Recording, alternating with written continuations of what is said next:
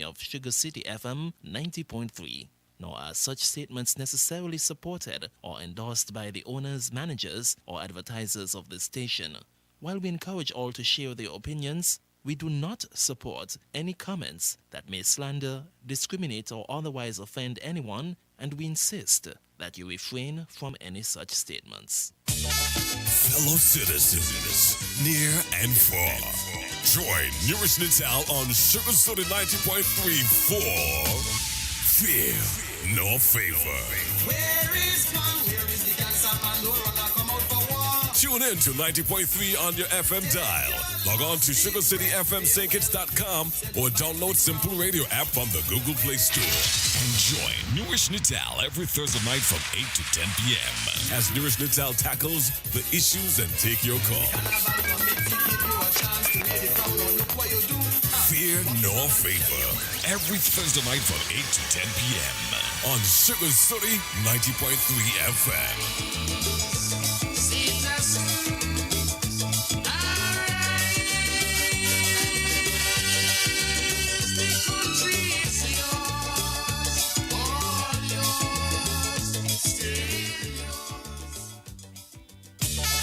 Fellow citizens, near and far, join Newrish Nital on Sugar City 90.3 for Fear No Favor. Where is man? Where is the cancer man? No runner come out for war. Tune in to 90.3 on your FM dial. Log on to sugarcityfmsankits.com or download Simple Radio app from the Google Play Store. And join Newrish Nital every Thursday night from 8 to 10 p.m. as Newrish Nital tackles the issues and take your call. Fear nor favor. Every Thursday night from 8 to 10 p.m. on Sugar City 90.3 FM.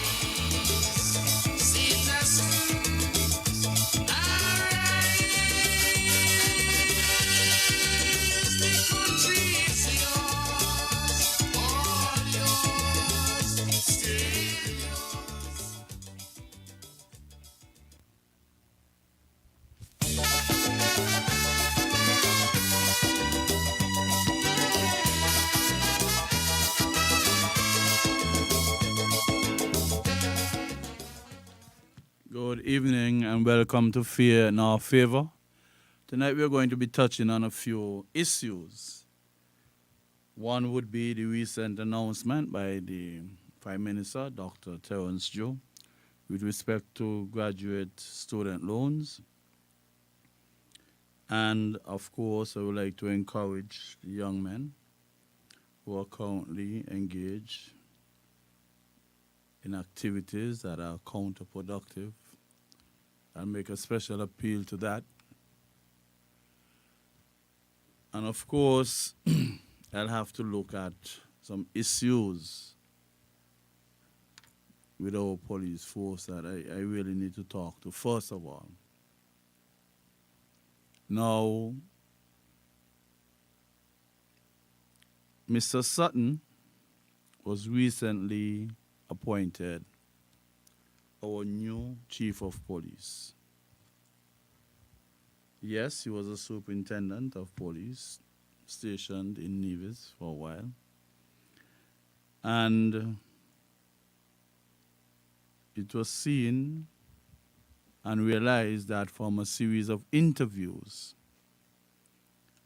he was adjudicated the most appropriate person to be our chief of police. Now we have others who were there before in ACP capacities. However, it was deemed necessary to appoint Mr. Sutton as our new chief of police. Now, as you move around, you tend to try to get feedback as to what's going on within the organization since that appointment.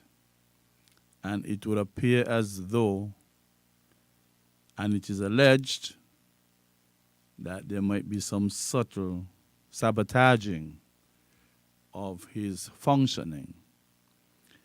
If and only if, as we say in mathematics, IFF, that is the case, that has to be addressed.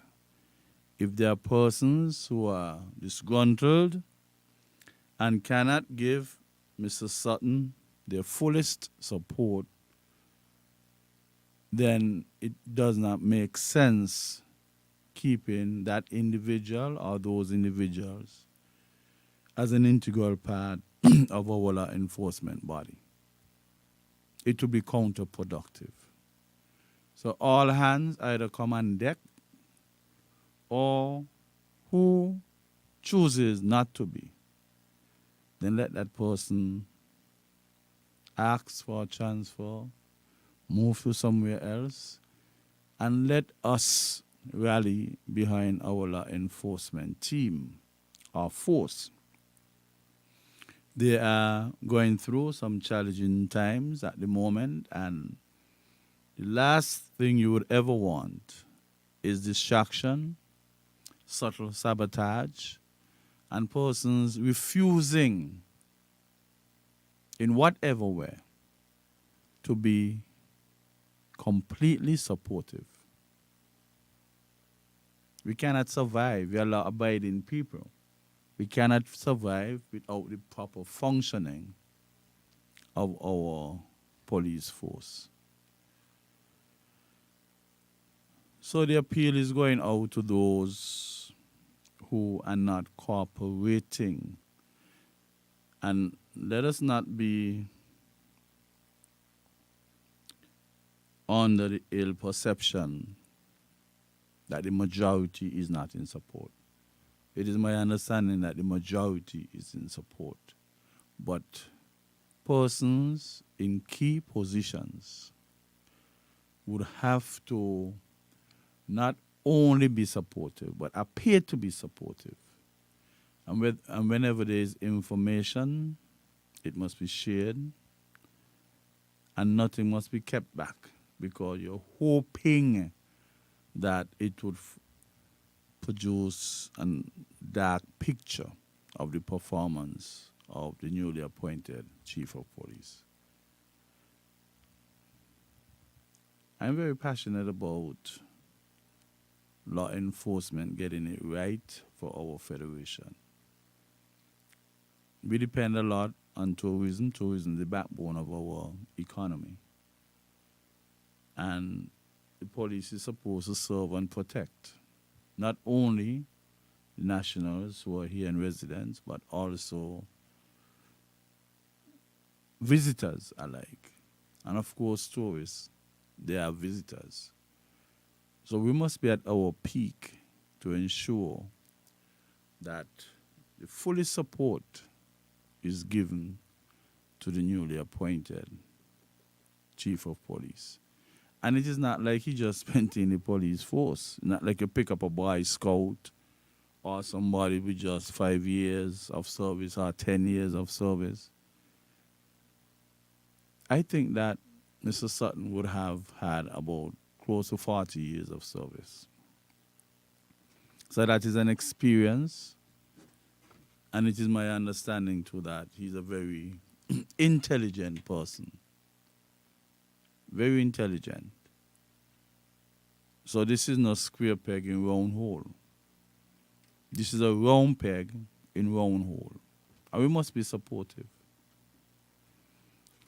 Sometimes when we choose to take certain actions, we must do two things and do a comparative analysis. What would happen if I do A? What would happen if I do not do A? And if it anything that is against the public's interest, you should rethink, reconsider, and mitigate that mindset and do what is right to get our police force functioning at optimum capacity. Now, there are certain persons in the police force, of course, that just should not be the face of our police force. And I'm saying this because a lot of organizations, they have persons there whose action and performances and the way people view them could put the force in bad light. And it's not everybody would have the patience or the faith like Job to continually deal with persons who are vindictive and do not want to think through things before they carry out their vindictive behavior. Now, there was an accident with a bus and a pickup. The lady in the bus got injured terribly. I started the process of assisting, documentation, dropping off by the station, whatever, because it happened in the Keon area. Now, in an attempt to make an insurance claim as a consulting claim adjuster, I went to the Keon police station just to find out the name of the driver of the pickup and maybe the number of the pickup, just to complete. It was about 99.99% completed. And from the time I stepped in and I tried to refer to the matter that this accident happened in 2022 on the 19th of December. Were you in the accident? That is the voice that came from one sergeant, quote unquote. I say quote unquote because I'm going to come back to this quote unquote sergeant. I said no, but the person who was involved, they're not physically able to come. They had neck injury, back injury, shoulder injury, ribs injury. And it's not physically possible for the person to come. So I'm here doing things on their behalf. Just like I was doing before. And he said, well, the person got to come still. I have never seen somebody so idiotic, real idiotic. And when you put persons in position, they must be able to use the initiative. Yes, you may have protocol, but if you listen the complete story, the narrative, the request, the concern, the issue, you should be able to produce some flexibility and say, even though it is not perfect protocol, I have to bend a little to facilitate this. If you're in a leadership position, presumably, and you cannot exercise that dexterity, then you ought not to be there. So I happened to make a call to the higher authorities within the higher ranks. And I questioned whether that individual was really supposed to be at the Keyon police station, because I know that there have been some issues with that police, major issues. And somewhere within my mind, I was very doubtful that he has been retained as a police officer. But I am told that he is on extended leave, and maybe he would have applied for extension, which has not been granted or granted as yet, because there are so many things to be considered. And as a forensic psychologist, I think it was rather unfortunate for that individual to be at the station, because that is an individual who would have darkened the face of the police force, in that there was a murder trial, and I attended it. And I heard the judge say to him, had it not been a murder case, he would have dismissed the case. Why? Because some changes were made on the statements of witnesses, and it is alleged that he carried out the changes. When asked or probed for an explanation, he said water came through the roof of the St. Paul's police station and obliterated to some extent the ink. So he had to do what he had to do. But if you're not the originator of statements, especially in such a very serious matter, why didn't you take the issue, give the statement back to each individual since they were the makers, and let them carry out those corrections? But maybe his intention wasn't pure. And the judge really gave him a run for his money. Really gave him a run for his money.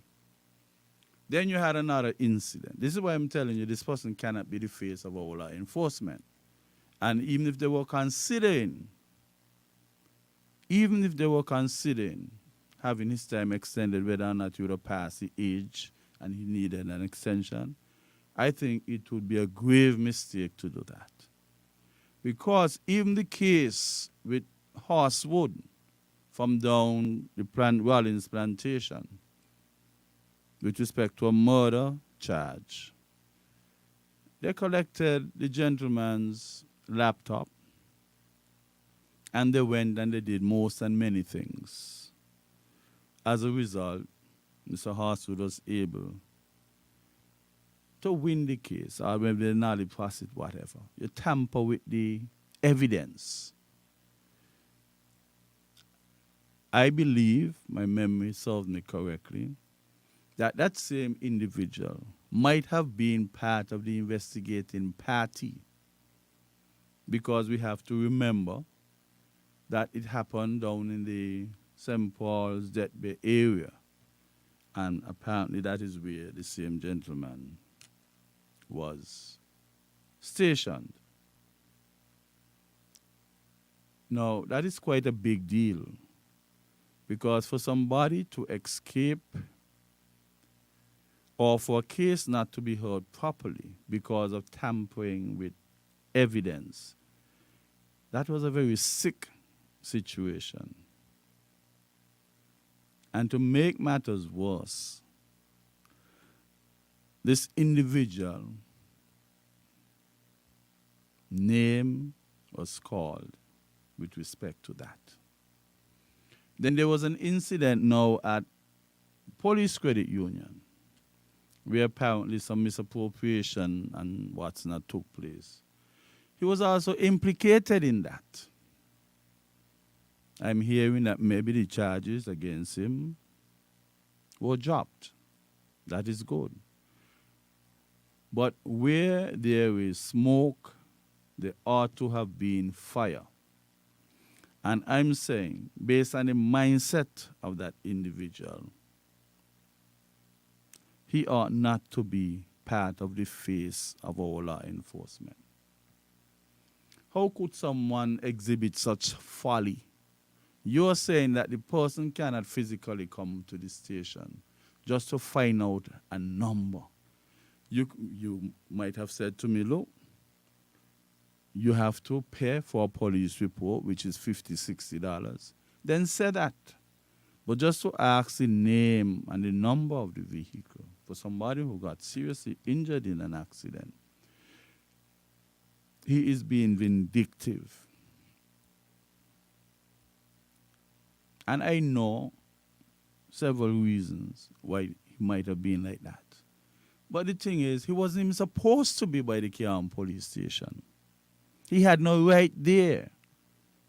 And even before that, I saw an incident with him at the Bastille police station where some school fellows got involved in group fights, and they were at the station and the parents were called.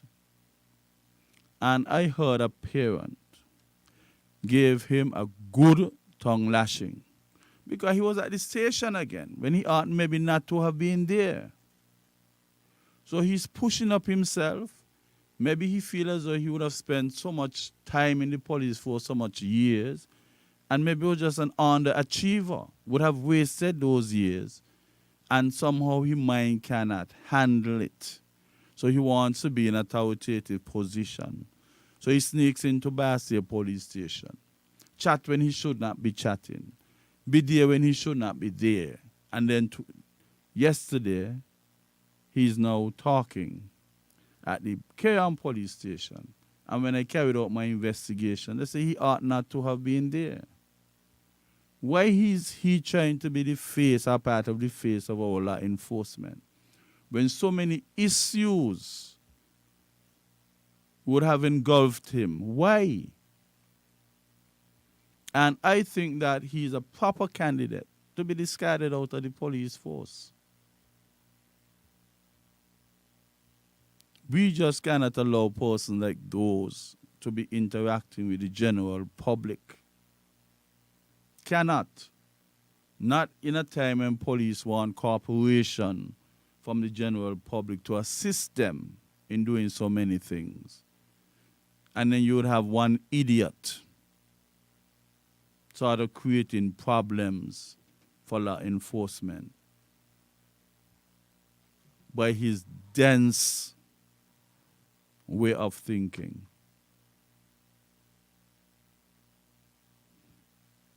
It cannot be. Before you could even hear the narrative and listen carefully, you're in the accident. We can't help you. The person got to come. I mean, that is a police officer. Yeah? And then you are trying to encourage well-qualified persons to be a part of law enforcement. Who you could encourage to come in the force by saying that he is the average police officer. Man, that's way below average, man. He is technically an outlier, what we call in statistics an outlier.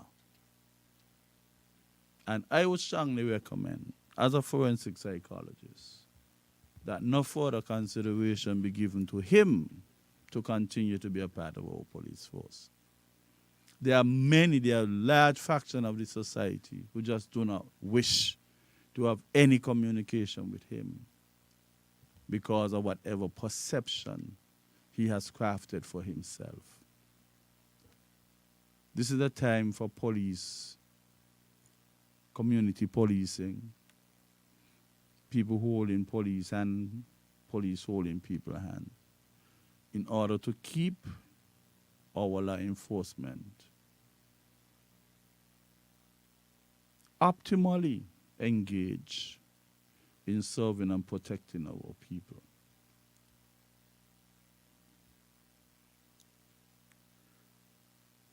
So that is one issue really needed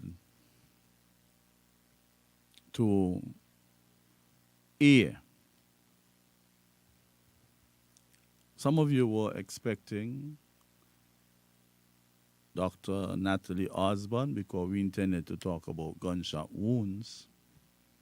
However, she got real busy and entangled in her primary duties. And as such, she could not be with us today.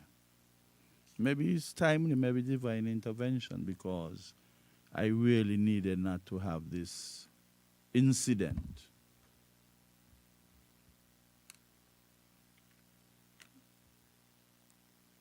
Put off any further with respect to that experience. We could do better than that. And I am now thinking that the standard of policing would have to be uplifted. Persons must have certain academic qualifications. Wherever you want to take it, I know recently they've been saying you must have several O-levels, but we would have taken in some before without such prerequisite. And obviously it has come back to haunt us. But we need to uplift that.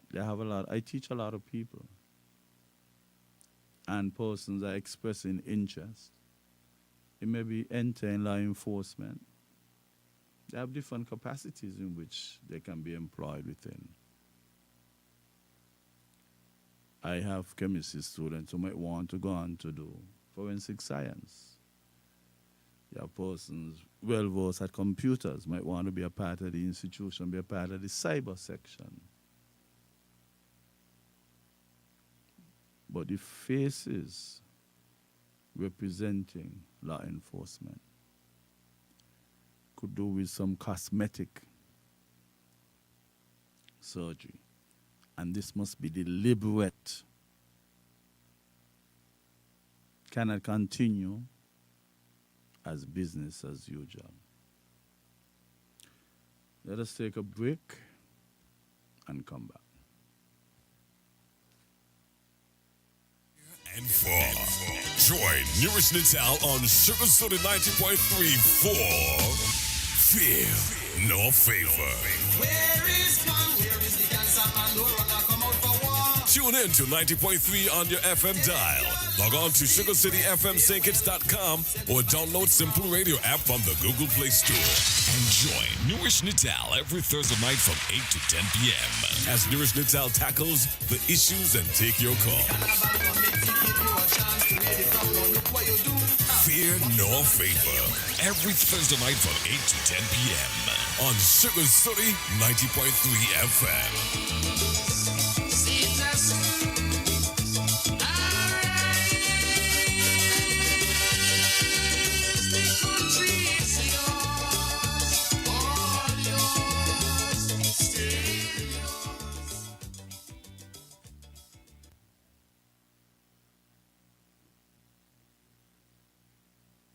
Welcome. I was telling you, let it go back around. Okay, since you done do it, let us do what we have to do. Now let us look at the second issue.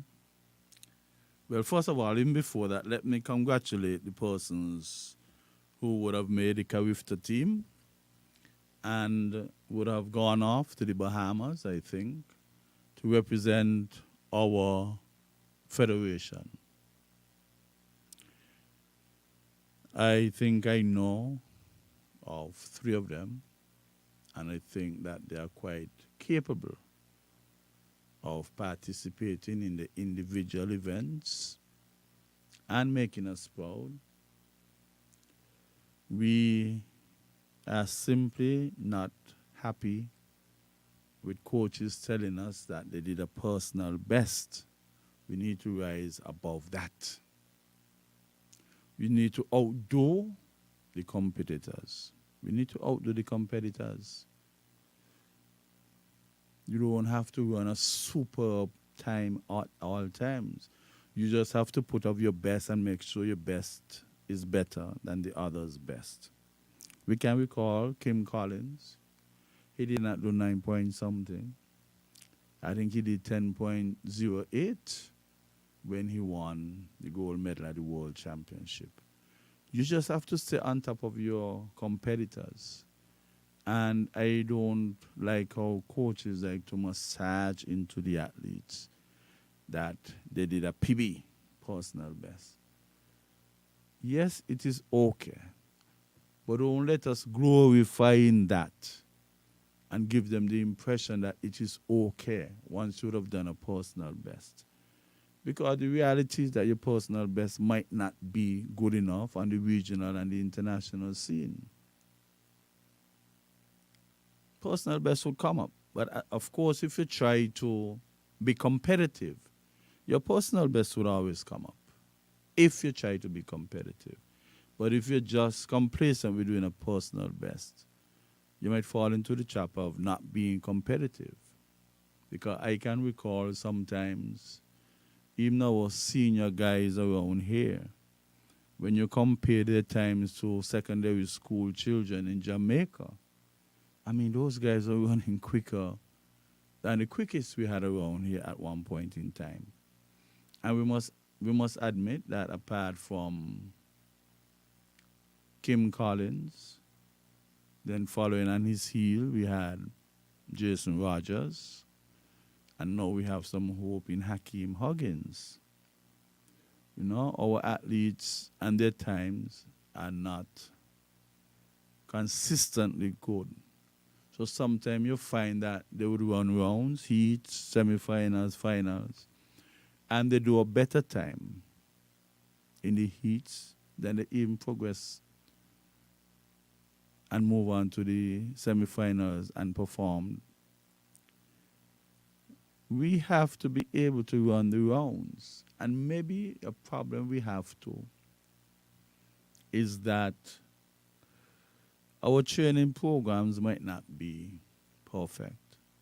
We need to put systems into place to facilitate our athletes who are attempting to become professionals. There's quite a big difference between amateur and professional. You want to make it a career where you can be paid for your energy output, your time sacrifices. We need to get something like that, a system in place. Maybe the Jamaicans would put out a little bit more because it's like a ticket, a pathway out of poverty. Our systems are not yet in place. And as such,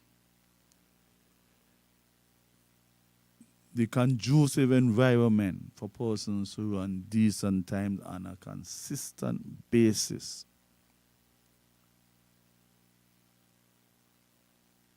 is not being encouraged.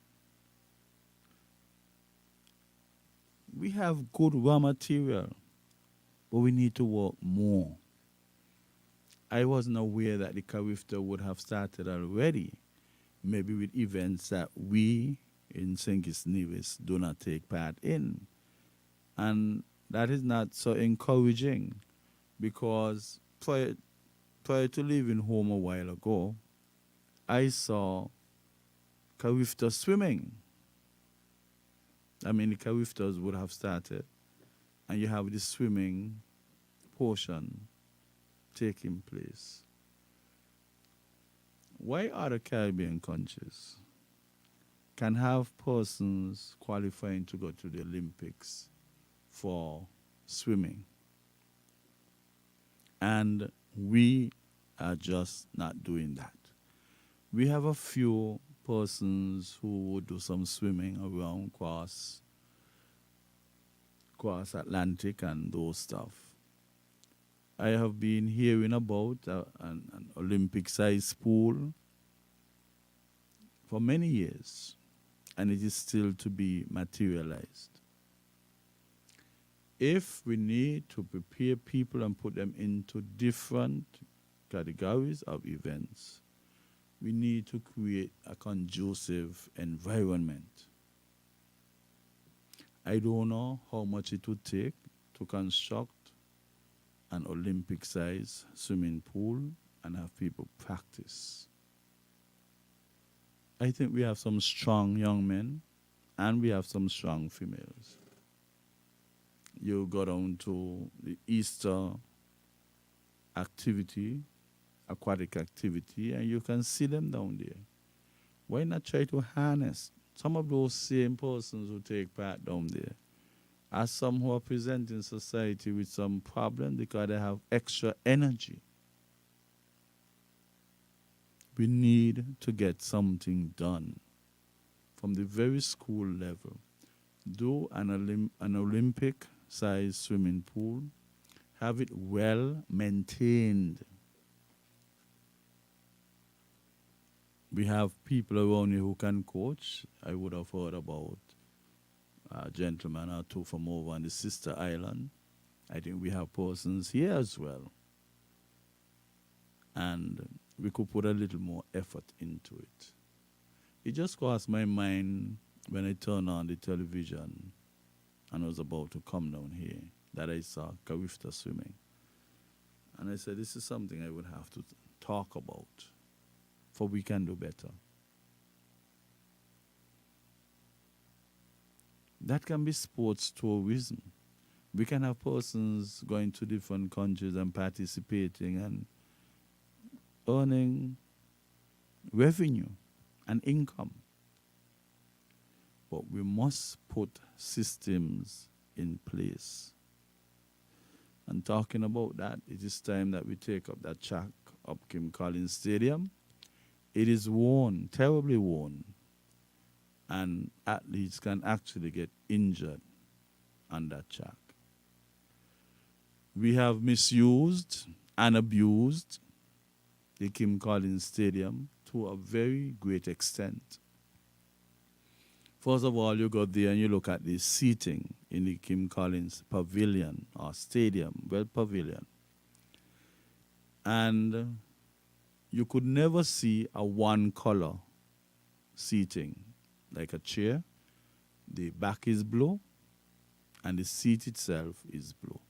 You see now kind of different combinations, a blue and a black, a this and a that, all because the seating at Kim Collins Stadium would have been destroyed. Maybe the word is strong, but it's a fact.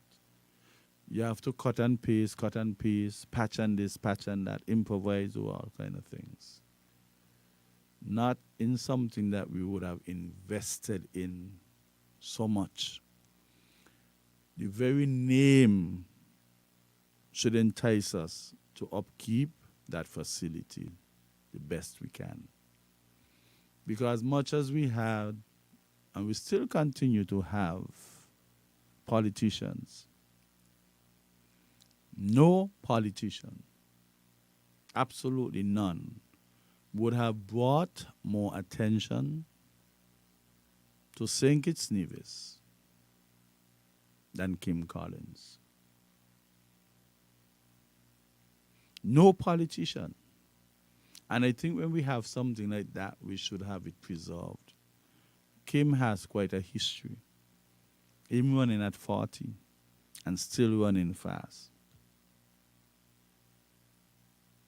Maybe the other person who might have brought that attention to our small federation is Elimat when they went touring all over the world. They put St. Kitts on the map. Then came Kim Collins and had it extended, concentrated, and probing in the minds of others. Entice them to come and visit. Kim is to St. Kitts as Bolt is to Jamaica. How can we build on that? How can we even preserve the stadium when we have now Take Music Festival, when you have people engaging in all kind of things, mind-altering substances, whether alcohol, marijuana, whatever, and in all the excitement and everything, they couldn't care less about what they're doing at the stadium. I don't even know how that idea came about. Total disrespect for a facility that we craved so long for. I don't even think soccer should be up there. We have so many playing grounds around the island. And to take soccer, football, up to the stadium, it is ridiculous. We can do without that. We got to find a home for music festival and stop hosting those stuff at our very sacred stadium. It took us years to reach that stage. Years. Now that there is an urgent need to replace the track, the monies that they raise for music festival, we should be getting some out of that to take up and put down a new track. They made a lot of money. The piece was on. So nightly you had like 24,000, 20-something thousand persons attending those activities. You can't tell me everybody had a complimentary ticket. You can't tell me that. We know better. And some of that money should definitely go towards repairing the Kim Collins Stadium, the track up there, and the seating. I would have heard, following the commentary from the meets they had up there, the announcers them begging of persons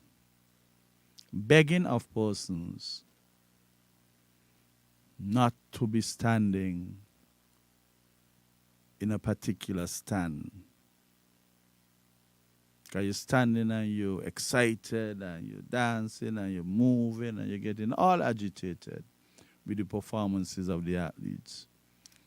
It seems to me that implied that maybe those stands were not as firm as they ought to have been. But that shouldn't be the case. We need to correct those stuff. You cannot tell people that they'll continue to jump and prance at their own risk. You can't say that. You're accommodating people. So what it stands for? So you can't get up and tell somebody, run, he coming. So if you can't do that, you must go up in the stand and sit down as if you're in a wheelchair. It is time for us to understand that we need a good overhaul of the Kim Collins Stadium. We need to limit activities up there. It should serve the purpose for which it was built. I'm talking about a football game could play on the inside. We want just track and field. It is the home of track and field, so just let it serve that purpose. Now we are struggling to get things repaired and replaced up there. We got to start thinking, man. Sometimes we just so short-sighted. Yes, you have seating up there. You have seating all throughout the island with respect to the grounds. What are we trying to prove? We got to preserve what we longed for. We get it now, we're destroying it. Something end up there is like an eyesore. To see how people could destruct things so quickly. I could remember when the garden field and the seating went down, it was such a spectacle. Just to go down there sometime later and the same seating things. You know, you have people looking at the grounds, looking after the grounds. Man, you have to make sure you pay attention. You can't have people standing on the seating and not say anything. Because eventually, cumulatively, it would cost us.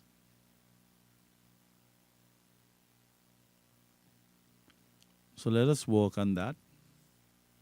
And like I said, I wish the athletes them well who would have gone off. And I hope those of us who have contact numbers for them, parents, family, friends, will give them an occasional call and let them know that we are watching. And we're hoping that they will do their best. Sometimes just that call alone,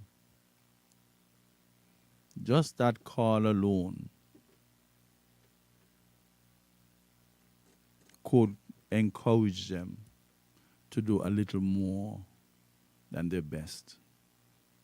Because these athletes, they're at a disadvantage technically. You just have a few, let us say the 100 meters, a few quick runners, whether the 100 meters plane or the 100 meters hurdle. And you might be dominating the competition here, but the competition here might not be great enough to cause it to improve on your time. But you're seen as a local star, which is good. But we want that stardom to be taken to the regional level and then the international level. But because our athletes here, even the senior athletes, do not get sufficient competition, sufficient meets, They can't compete. You go up there and you look at the females them running. I saw a female athlete training one time, and I asked her, well, what happened to the other females? They have inter-school coming up. Would you be taking part in an exhibition really? Basically, you're hearing that there are no senior females. I said, would they allow you to run with the males then? And she said, no. Very, very unfortunate. All of a sudden, our senior female athletes seem to have disappeared. And this is a trend not only amongst the female athletes, because when you leave school, you start primary school, secondary school, one or two might get a scholarship to go off to study. And then the clubs that we have, I don't believe that the structure of the clubs and the resources of the clubs really encourage youngsters to be a part, because it is hard work. And if it is hard work and you do not have the means to encourage you, the resources to encourage you, and you have options, basketball, football, cricket to a lesser extent, then the choice would be made. So our senior athletes, when they leave school, well, our adult athletes, when they reach school, there's hardly any place to go. You have a few clubs, but our clubs could be improved upon considerably. Considerably. We have quite a number of level 5 coaches. I have never seen so many level 5 coaches per capita. But this must be translated to top class athletes as well. We have invested in our coaches. Whatever the issue is, we need to get to the bottom of that. It's no use people bragging about being a level 5 coach and cannot bring home the gold, cannot bring home the silverware. Yes, we appreciate the level that you have reached, but what is it translating to? What name can we call? What name can we call? You have athletes who did the best time 5 and 10 years ago. That can't be right. Something just has to be wrong. I think that between a certain age range, you're supposed to do your best and better at best and better at best until basically you start to get diminishing returns on your efforts. Our athletes seem as if our sprinters, you'll be up there 10.0 something, 10.1, 10.2 at the end of the season. And then you go way back down, what you call outer season. Outer season doesn't mean dull season, no season. It means that you do less, but you keep your body in shape. When they now come back from that so-called outer season, last season they ended with 10.2, 10.15, and then you're going to run close to 11 flat, 10.9. Come on, we got to be consistent. You do not go back to the bottom to come back up. You should go at least 1/3 in order to give your body a chance to recuperate. Can't go down to 0 and then come back up. Come back up to reach with the 10.2 that you left last season. You go 1/3 the way down, so you're 2/3 there. So when you come back, to take your shorter time to re-establish the form you had when you do the 10.2, and then leave you with more space in the season to improve on that 10.2, to bring it down to, we need somebody running 9 something. We need to have our athletes, our senior athletes, seriously running below 10. We need to. No longer it is okay to just be the quickest around here. Regional comparison is what you should be focusing on. Because these are the people you have to compete against at Carifta. And then other regional meet and then international meet. Jason was quite a name out there. And we need to reestablish whether persons still want to be in track and field or they think they want to call it a day, and the investments would have to be given and utilized in the best way. Maybe we need to open a school, a sporting school, where people who want to make this thing a career, they do maybe 60% sports, 40% academics. And most of the time it will start like that. Some people might even be able to bypass college and go straight into it if they really train hard and come down in the 9 point something. There have a lot of top athletes who did not go off on athletic scholarships. And that can happen. Do we have the coaches to take us to the next level? Is it a coaching problem? Or is it a lack of a proper system? Or is it a lack of discipline and ambition on behalf of our athletes? Well, we have to work in unison to have that day adjust. We have to.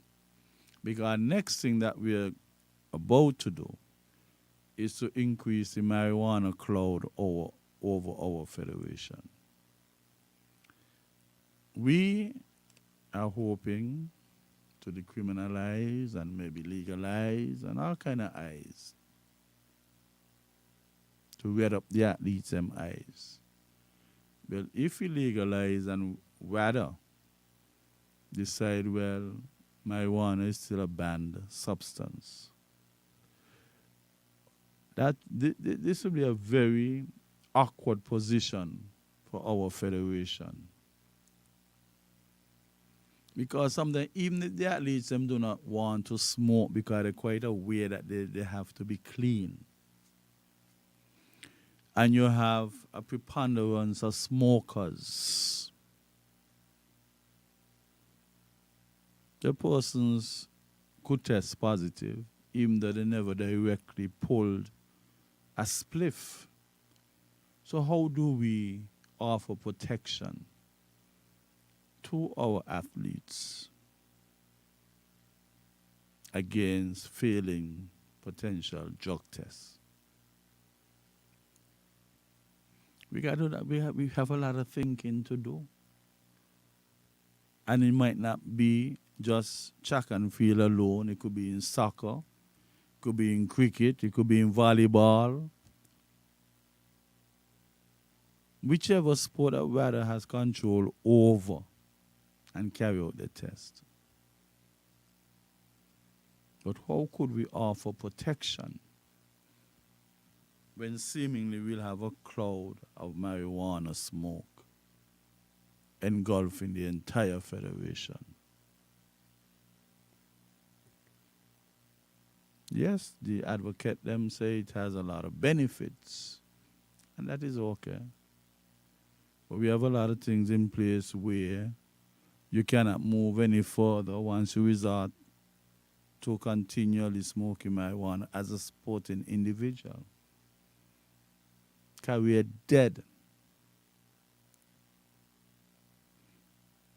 It will seem as if that we might be quick to kill the future of a lot of our sportsmen due to the fact that Marijuana is still a banned substance. You see what happened to the young lady in America. We have to work. It's a global society. You have to work with everything. You have to take so many things into consideration. What are we doing to our young men? Even if you say that you don't want any smoking under the age of 21. Under the age of 21, I mean, that would spell a kind of resistance from certain quarters. But, I have said already, the scientists, the researchers would have said that our brain is not fully developed until the age of 25. Now, several months ago, Dr. Gupta on CNN, well-renowned doctor, came back and said that there's research saying at the age of 30. So already we have issues. You speak to doctors and they're telling you we have an increase of cannabis-induced psychosis. And maybe it means nothing when you talk about it. People say because they're using the cannabis with other stuff. And you don't necessarily got to use cannabis with other stuff. Cannabis got over 470 chemicals. From the time you put light to that, fire to that, you provide the activation energy to get over that threshold to allow some of those chemicals to form byproducts that might adversely impact us. Some people don't wish to hear that. From the time you put fire to it, that activation energy that is needed to trigger off, initiate other chemical reactions. And when I look at it, I tell my chemistry students, people who smoking marijuana ain't got a clue of what they're really smoking. And what I mean is that if you have 400 and something different chemicals, and you have reactions taking place as a result of applying fire, how many byproducts you could have? Maybe those guys need to take some mathematics classes in permutation. And maybe combination, but permutation would be the ideal one. To know how many different, okay, let's say combination, how many different byproducts you could have, even if you only had 4 chemicals inside of marijuana. You'll be surprised to know the large number. You just got your calculator and you say 4 permutation and they give you the result. Much less when you reach up by 10 and 20 and 40 and 50 and 60. A plethora of different combination of possible outcome in terms of product, byproducts. So the reality is, and I will always say, we who smoking don't have a clue what we inhaling, how we trying on in our system. You could pull in and push out as much as you want. You pull in a pound of smoke, you can't push out a pound of smoke. How many different places it could go? You pull in, you push out. Well, if you're pushing back out every single drop of smoke, marijuana smoke, that you inhaled, how would you have gotten what you call high? I call it a law, and I could justify that, but I'm not going to get into that tonight. If you're pushing back out everything, how will you still experience, quote unquote, that high? Because some gone to the brain. You push through your mouth, pull through your mouth, push back out through your nostrils. And if it was just one clean sweep, you would not have gotten any high. But some cross the membrane in the nostrils into the brain. and you get your high from there. It's reality. I think maybe what we need to do on our television is to even have situations where somebody might have passed away or something, or even do some work on the machines and show the state of the lungs of the individual. Remember your lungs ain't like a vehicle, you know, where you want to service it and you go buy your oil and you get your filter. When the filter clog, you go and you buy your new filter and you install it. Well, just like how mess going through the filter and it would have to be changed. Well, brother, smoke and particulates going to your lungs. Do you go by Hartford TDC and other car dealers to tell them you need a filter to replace your lungs that are in such awful condition? Even if the weed is good, when you smoke it and the particulates get trapped in your alveoli and different stuff, I think we just need to get some images on the television to let people realize what's going on. And then they will start to counterattack and say, well, you might want things of the liver with the rum drinkers, and well, all that will be good too.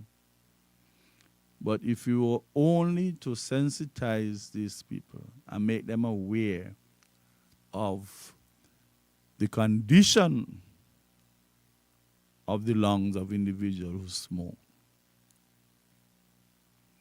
then we might get an awareness to the extent where some people might reduce the intensity of the smoking or even have it arrested, finish away with. We have a role to play. You're smoking it. That's your choice. But we must also showcase the bad effects it is having on our physiological being.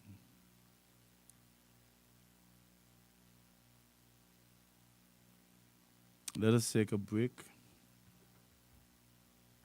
Fellow citizens, near and far, join Newrish Nital on Sugar City 90.3 for Fear Nor Favor. Where is one? Where is the cancer man? No runner come out for war. Tune in to 90.3 on your FM dial. Log on to SugarCityFMSankits.com or download Simple Radio app from the Google Play Store. And join Newrish Nital every Thursday night from 8 to 10 p.m. as Newrish Nital tackles the issues and take your call. Fear Nor Favor. Every Thursday night from 8 to 10 p.m. on Sugar City 90.3 FM.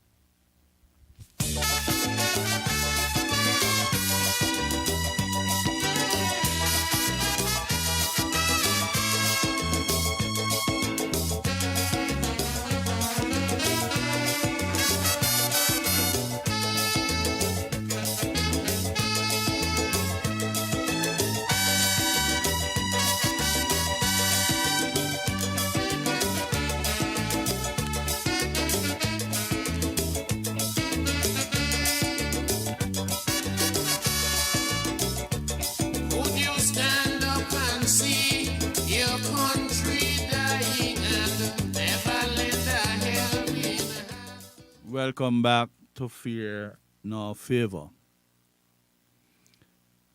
I want to touch the great decision that was announced by Dr. Joe today. I want to read it. I'll try my best. When you have these things on phones, you got to be mindful that you have to scroll across and down. And so just bear with me. I just want to read it in its entirety. Prime Minister Dr. Terence Joe announces graduate finance project.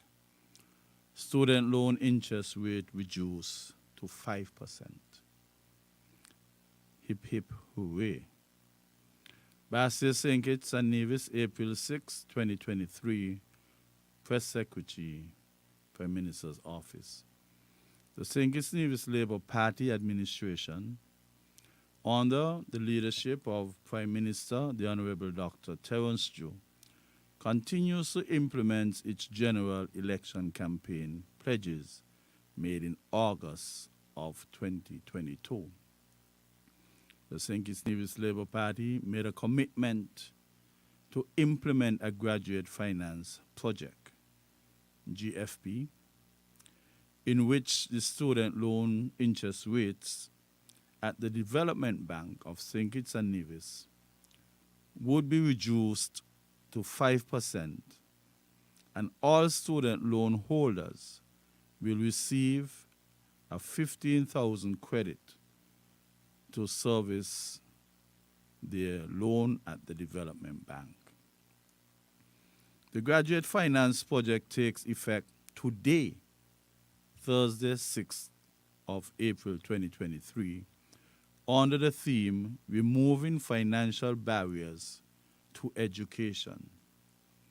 The initiative was listed among the proposed projects in the St. Kitts and Nevis Labour Party's post-COVID reset campaign. Brings relief to our students who were affected by the financial and economic hardships caused by COVID-19 pandemic.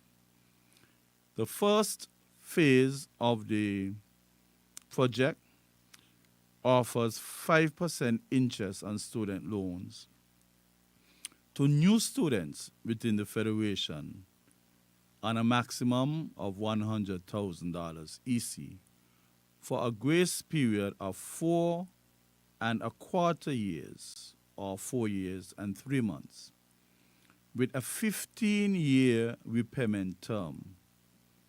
It includes an EC 15,000 credit to service the student loan during that period, which eliminates the payment of interest for the 4 years and 3 month period. The 5% interest takes effect after the 4 years and 3 month period. So that would have to go by first before the 5% could be applied. A lower interest rate reduces the monthly payments for our students required to cover the principal and interest.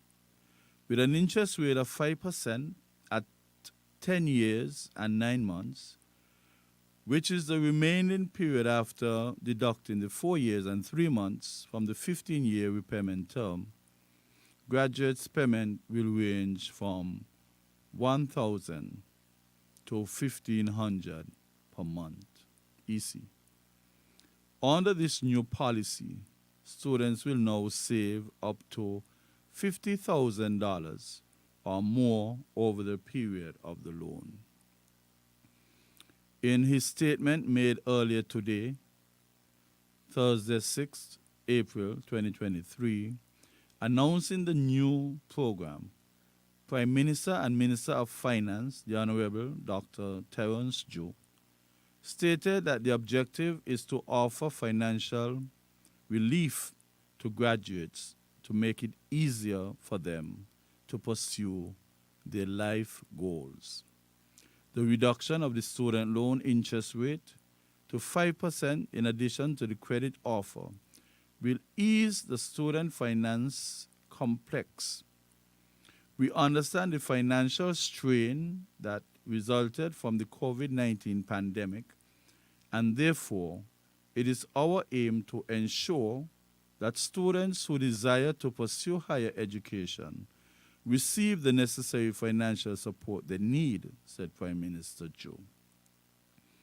He added, students return from their studies to high interest rates and terms that delay important life events such as building their own homes or purchasing a vehicle, and so choose to remain at home with their parents to help ease the financial strain they have acquired. It can be challenging for someone to handle both a mortgage payment and a student loan payment. Having the debt can also make it hard to qualify for a mortgage in the first place. Home ownership is one of the largest builders of wealth. So delaying the purchase of a home can have a major effect on a student borrower's ability to increase his or her wealth. A low interest rate reduces lifetime costs of university studies. You can visit the Development Bank of St. Kitts and Nevis website for more details. Well, a lot of persons would have been asking questions too, because it is an excellent move, but there is still a bit of a gray area that needs to be put into distinct shades of black and white. They indicated new students. What is really meant by new students?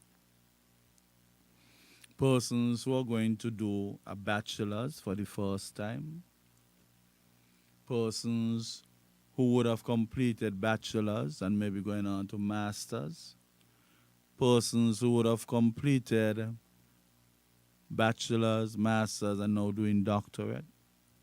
What is really, who is really considered a new student?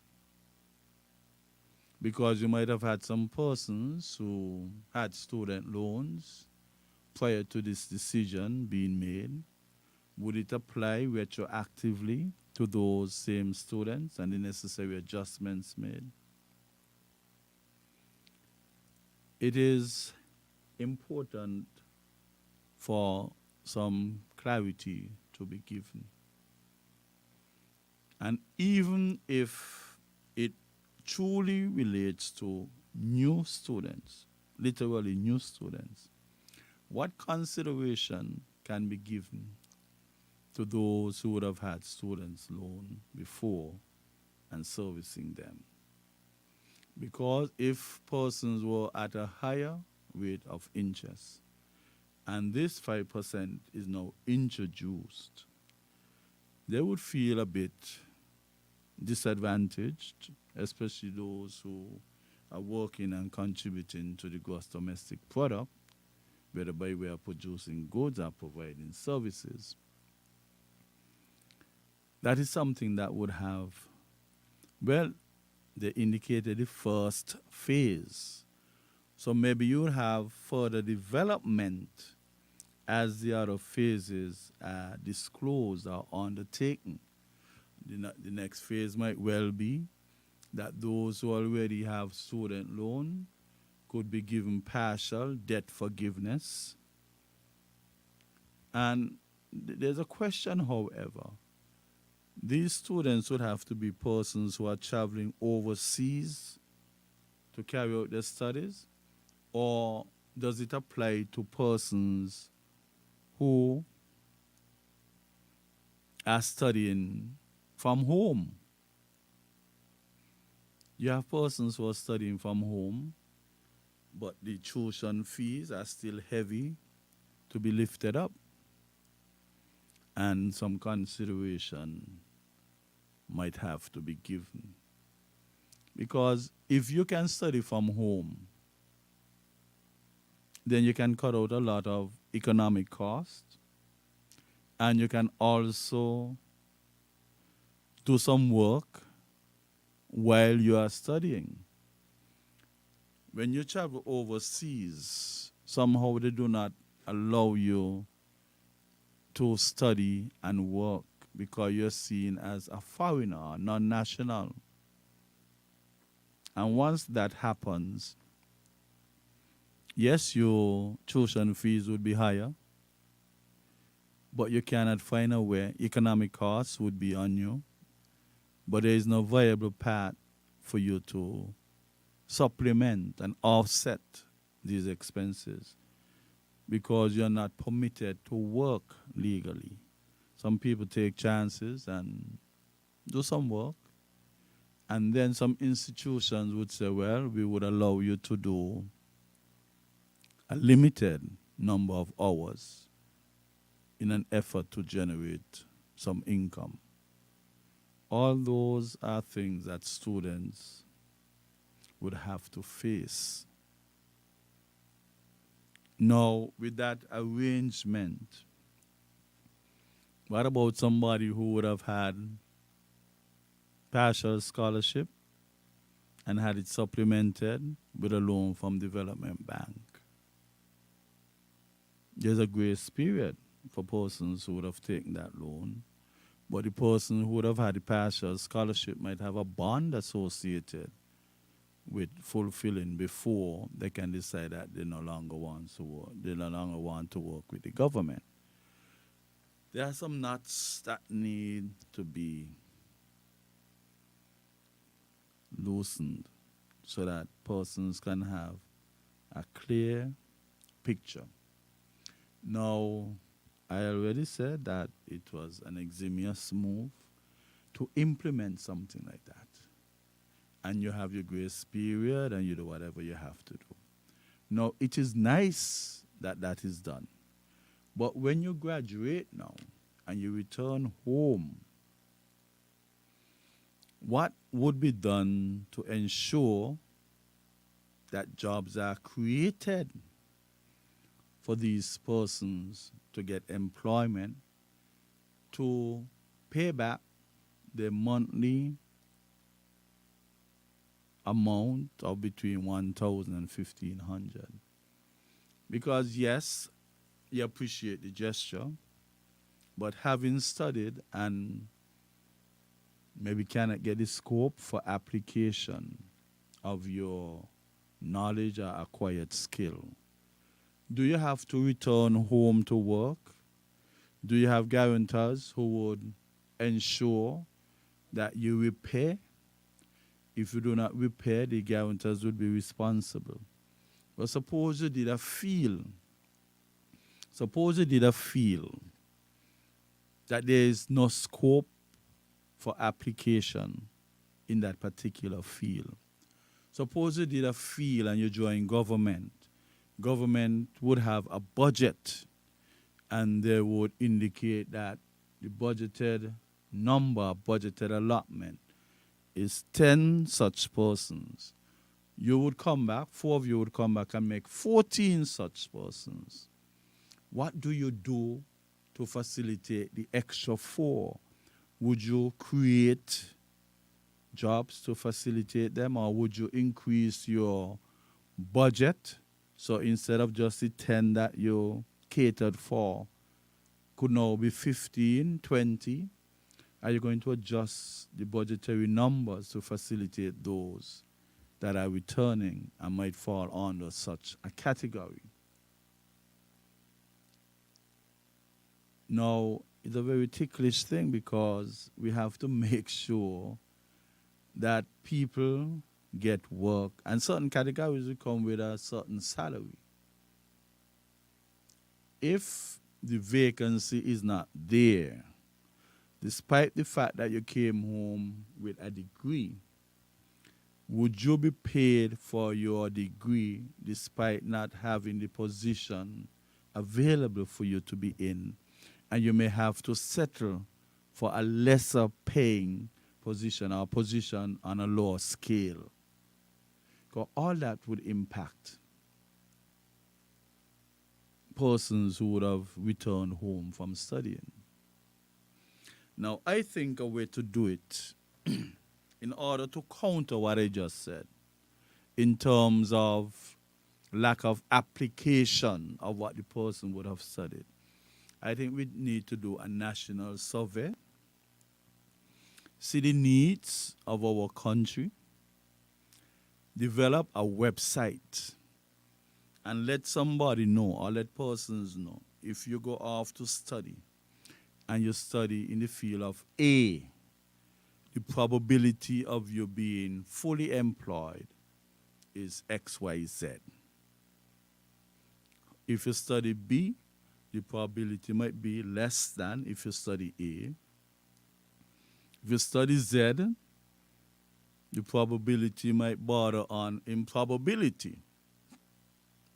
So as such, the person interviewing the person who is a prospective candidate to get that loan of $100,000, they would have to be guided that maybe these loans would only be given to pursue certain field of studies.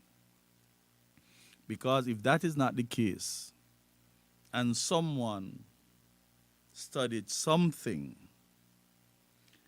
and they cannot get a full-time job with the appropriate scale of pay, that person might be tempted, inevitably, to maybe stay overseas and service the loan from overseas. But the reason, I believe, at the nucleus of reasons to provide persons with ease of payment on loans for their studies is to entice them to come back. You want to induce these people to come back, not stay out in another country, contribute to that foreign country's gross domestic product. Yes, you're servicing your loan and you're doing it well. Is that the priority? And the singular priority? No, it has to be incorporated with the fact that you need the services and the skills of those persons after they would have advanced in their acquisition of knowledge or skills. So we will need for them to come back.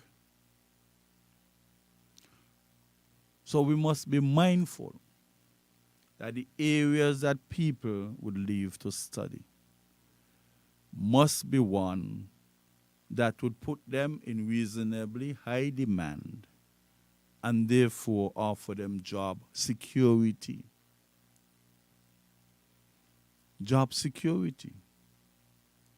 So I think that this survey is needed.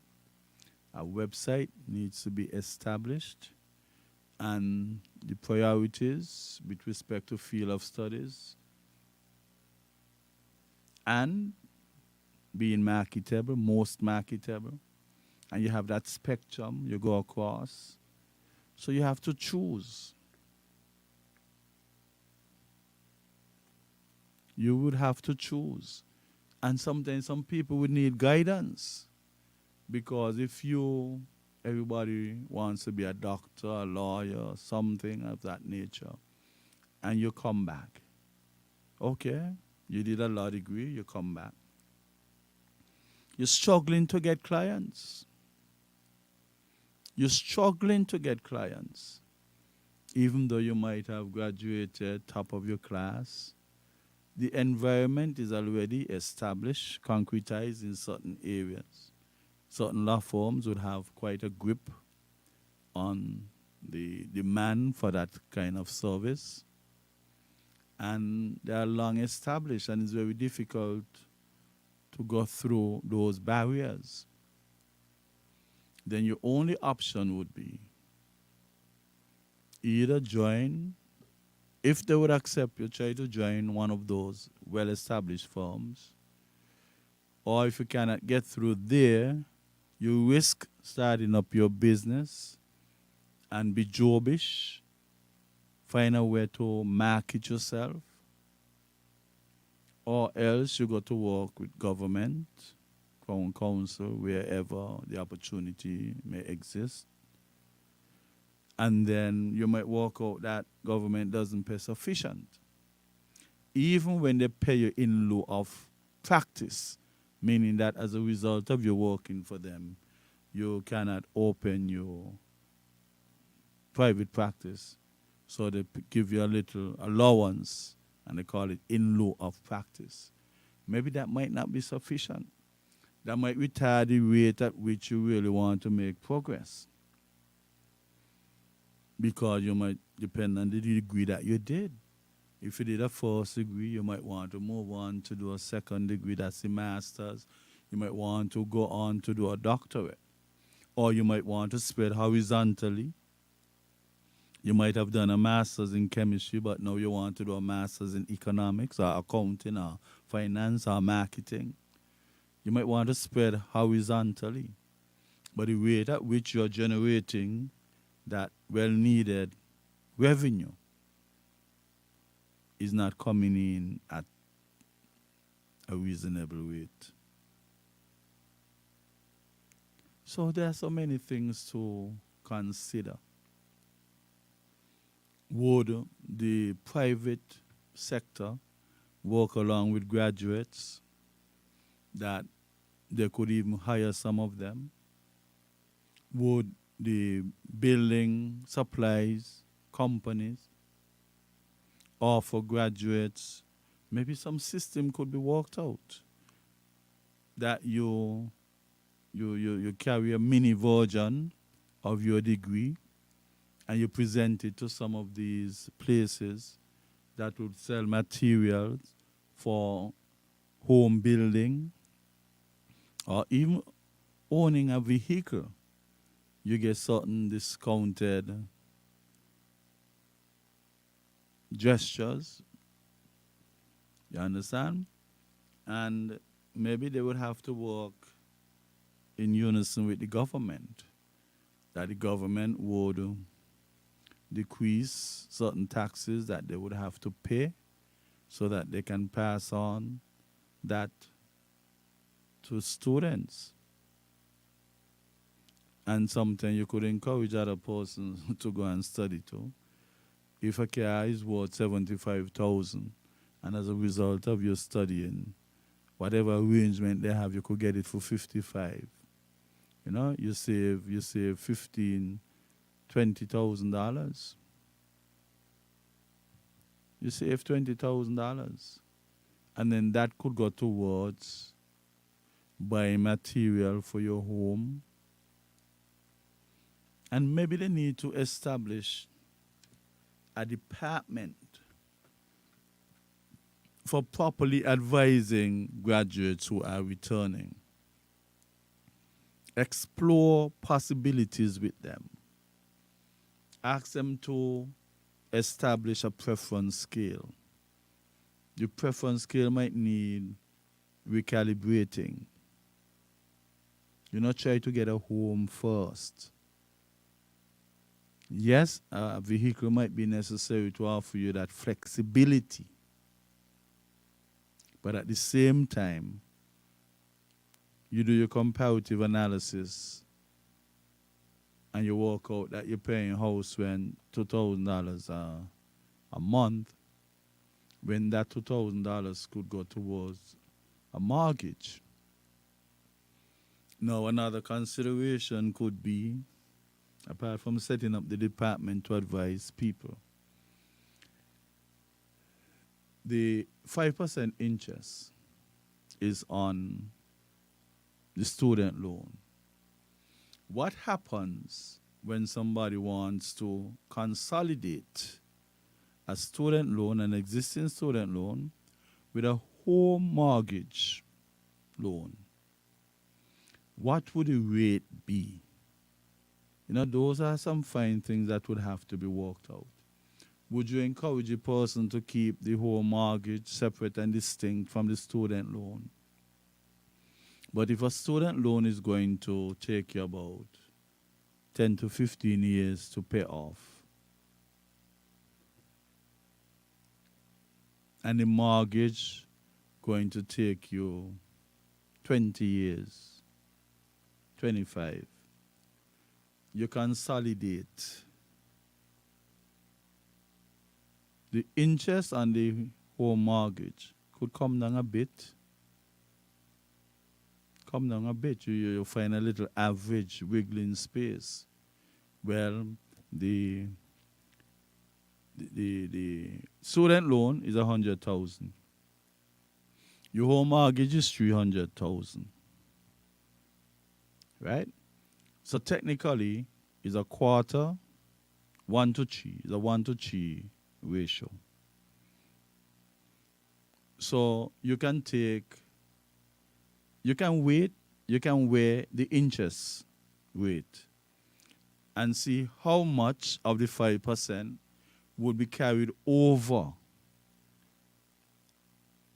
to the consolidated loan interest, because one quarter of that could come over, and then 3/4 of the mortgage rate can come over.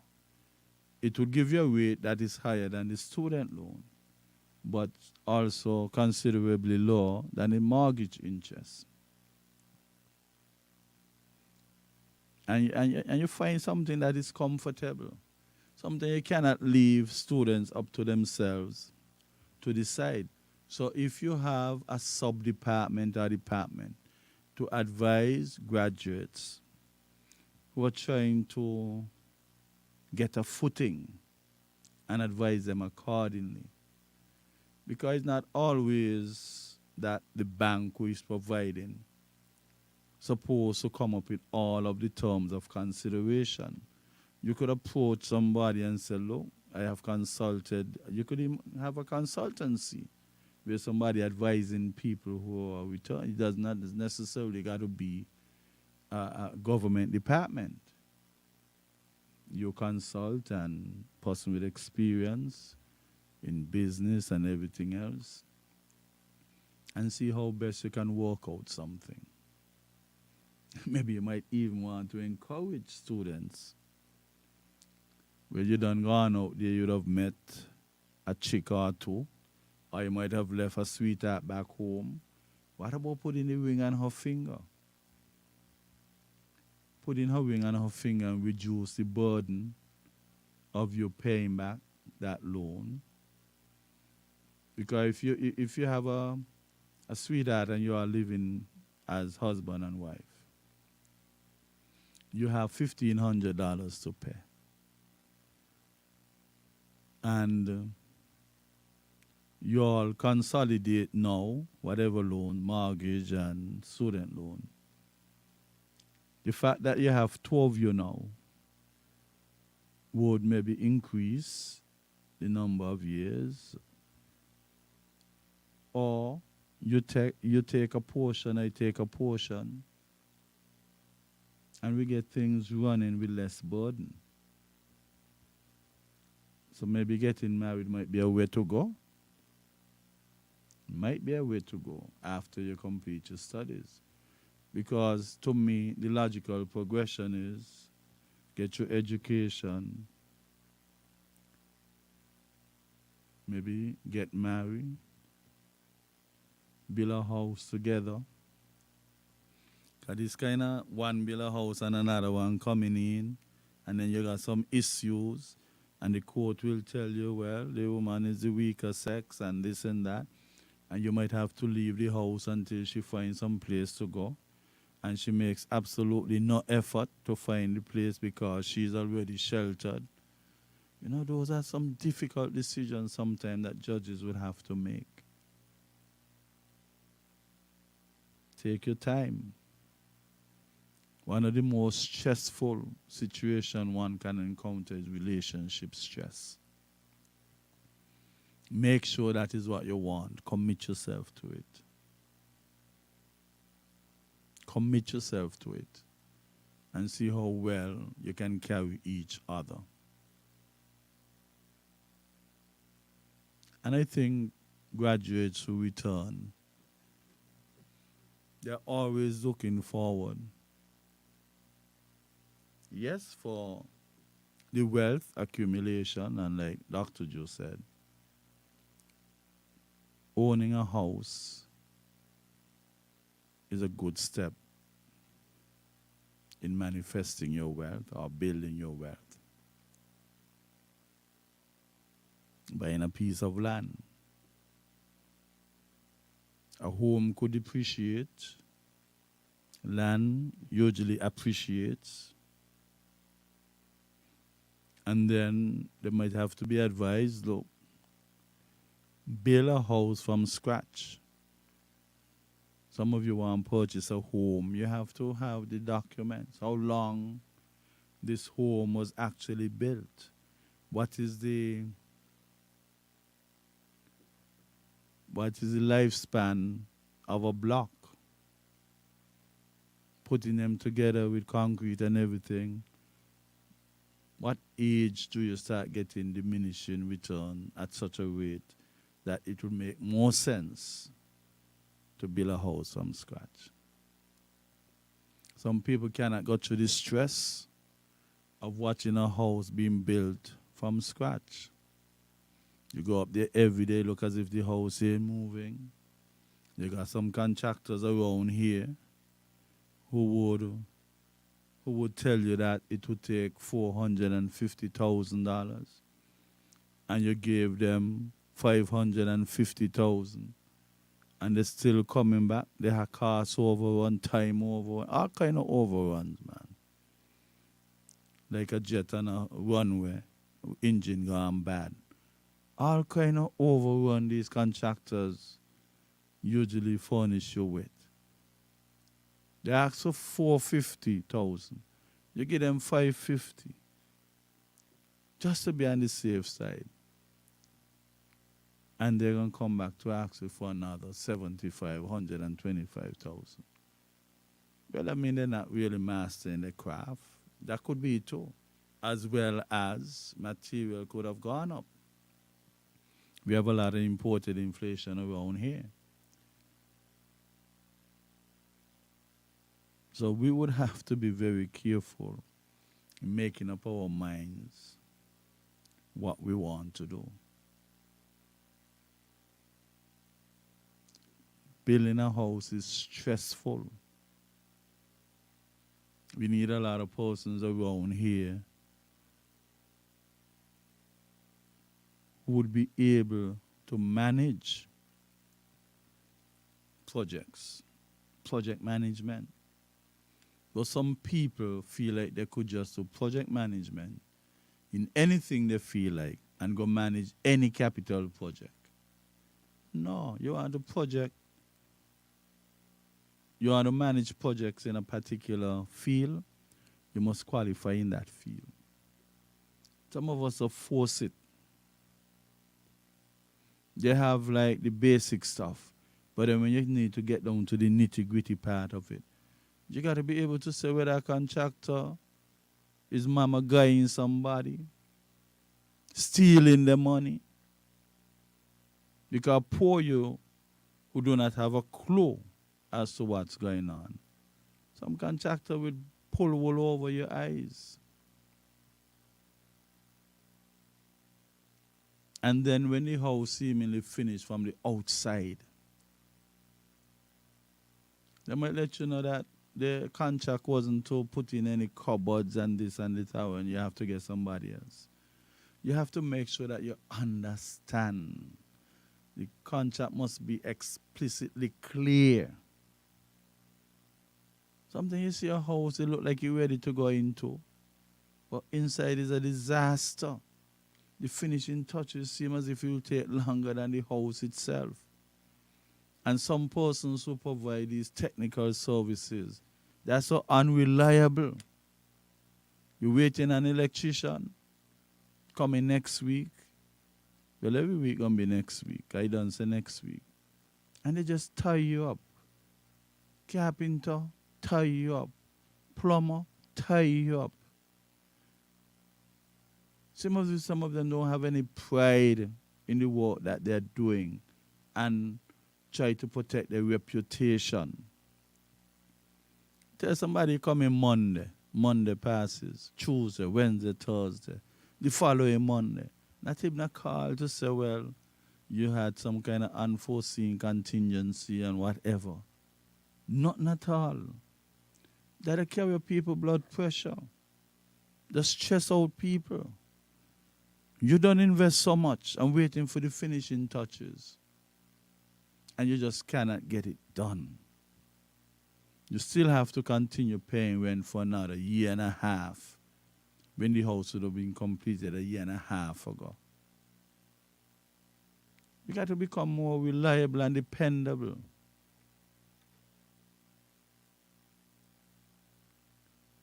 So you come home and you want to build a home, get somebody to manage a project. And you don't ever give any contractor your money to spend. Whoever managing the project for you, if it is you or somebody else, let you or the person do the spending.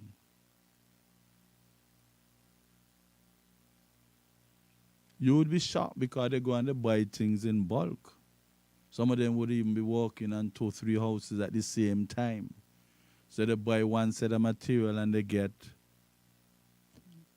discount as a result of buying in bulk. And they would not pass on that discount to you.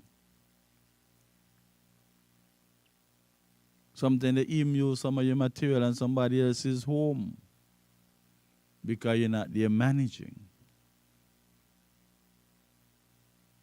I think sometimes it's dishonesty and greed amongst our contractors.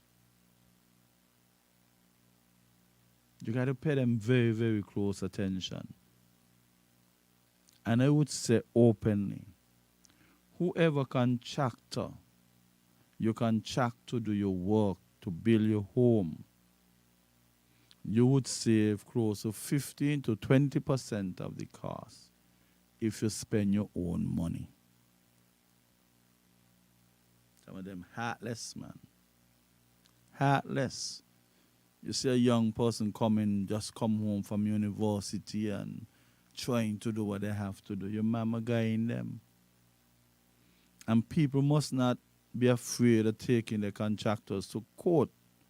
When they talk about costs overrun and you just don't run by the bank for an additional amount.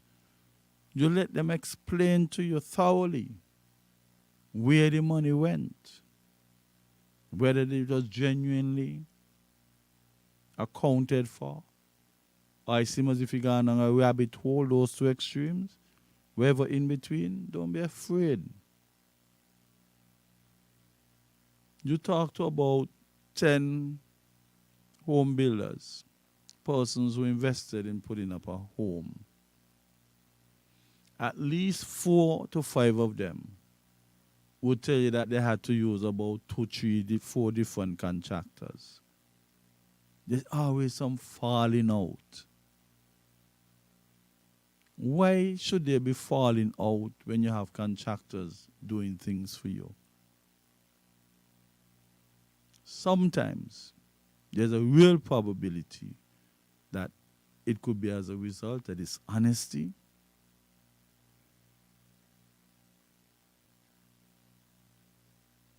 or something that is unbecoming.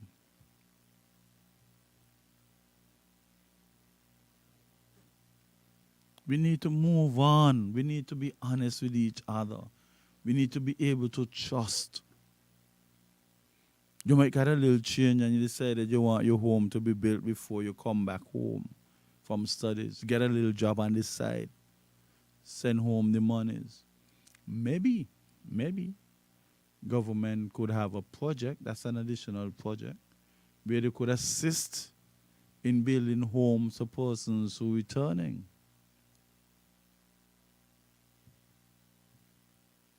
Building homes. I know once ago you're living overseas and you're doing your studies and you're ready to come back. You used to get some concession with respect to your fixed assets and so that you're trying to bring home. I hope that is still in place, because not everybody who could afford a plane ticket to come home yearly. Some people just want to come home once after they would have completed their studies.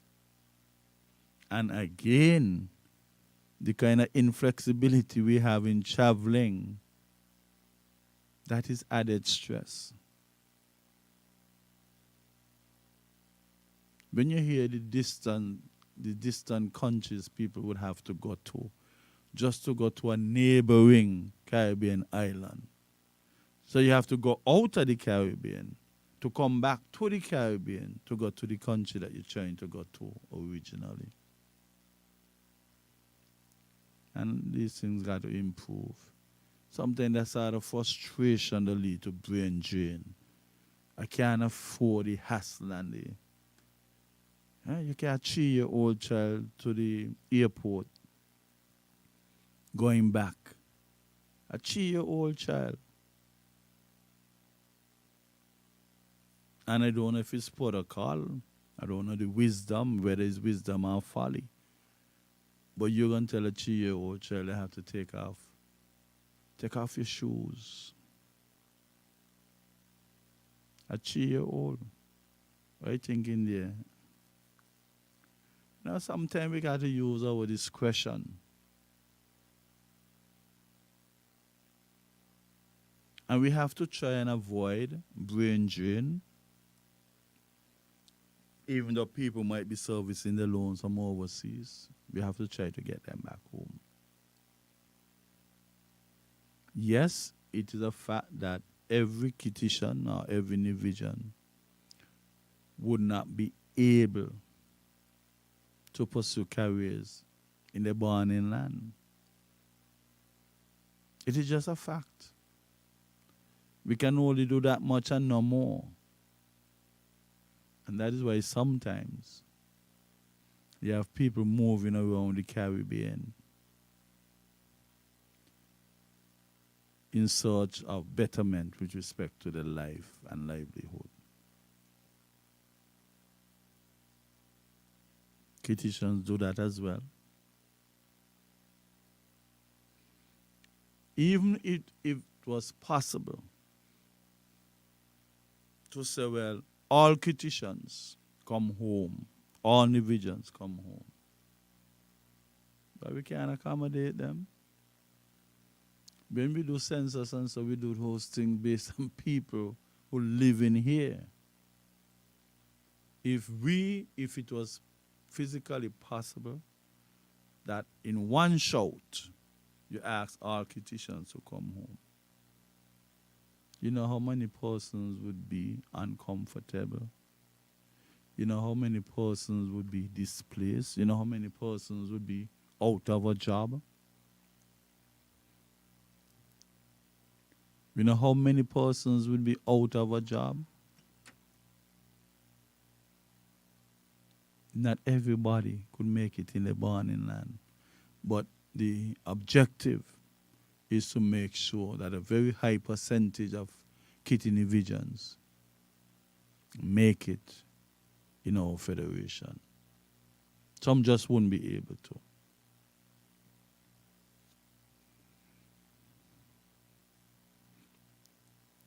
So I would like to congratulate the government and the Prime Minister in particular for making such a good move to bring down students' loans to the interest rate 5%. That was needed long time ago. There might be explanations as to why it wasn't done before. But it is my impression and my opinion that this could have been done many, many years ago. And it is my opinion that this would have contributed, that not being done before would have contributed to some brain drain. And at a time like this when we need to concentrate and expand on our think tank, every effort must be made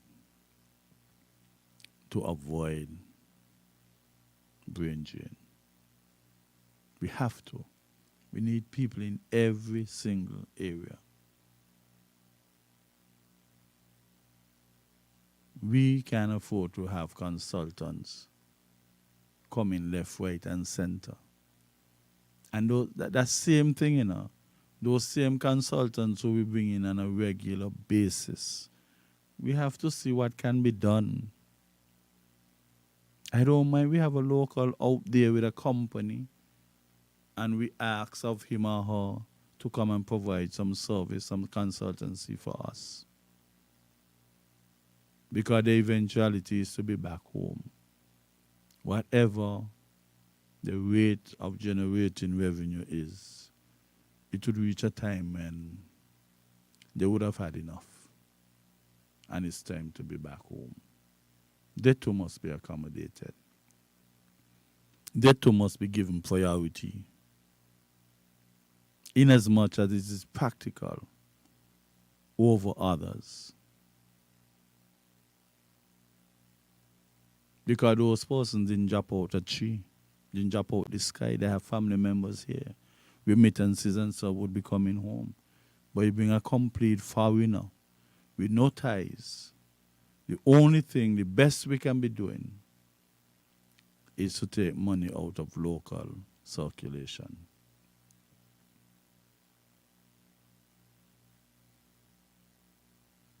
And we have to start thinking deeper than that. What can we do to keep our economy together and expanding? What can we do to start giving persons who get in minimum wage livable wages? How much that could be? Somebody called me last week and asked me what I think would be a reasonable weekly salary as a livable wage. I tell them about $5.50. $5.50. Because you listen to the news and you're hearing all this other stuff. You hear the Saudi Arabia now decide that they're going to be producing 1 million less barrel per day of oil. They already did that back in October 2022. And we just they're going to take effect now the 1st of May. So you could see what's happening. It is simply economics, supply and demand. If you reduce the supply and the demand is high, the prices would be high. That intersection there between supply and demand would be going up. You don't have to be a great mathematician to do a supply and demand curve. And if they're going to take 1 million barrels a day and lessen the supply, we have things coming around the corner, boy. We have things coming around the corner. We have to start gearing up. These are the kind of discussions we want to have. Persons who are advising our government from an economic perspective or commerce perspective. Come out and talk to the people. You might not have any control over certain things. But hold a little tongue on, have a discussion. Let people feel like they're part of it. They can't stop it. Gas for your vehicle going up, cooking gas going up, all kind of things would go up. But at least if you have a discussion, so people could sort of condition their mind for it. Yes, it would be done in May 1st, and it would impact us down here. We don't have oil anyway. I think Guyana found some. We got to start developing some bilateral agreements. We need that St. Kitts Nevis Guyana bilateral agreement with respect to providing us with some oil. Maybe we have oil around here. We never know. Maybe while we're trying to explore for geothermal, but just bounce up on an oil field. All those are possibilities. But the more you keep your people informed, the less shock and awe you would have. Some people are not perusing things as they should. But the onus is on us to communicate with them. Communicate with them. Let them know what is on the horizon. And you cannot say that you're scaremongering. When something is a reality, they're not scaremongering about it. Or if you have the counter attack to defend against such things, then you do what you have to do. Most of the time we cannot counter, we just have to accept.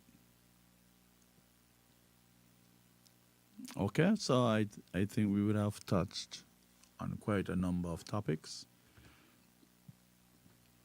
But yesterday while listening to the news, I saw a situation in Baltimore with respect to the Catholic Church.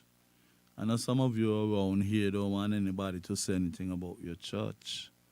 And maybe that is where we're really going wrong. You have over 600 plus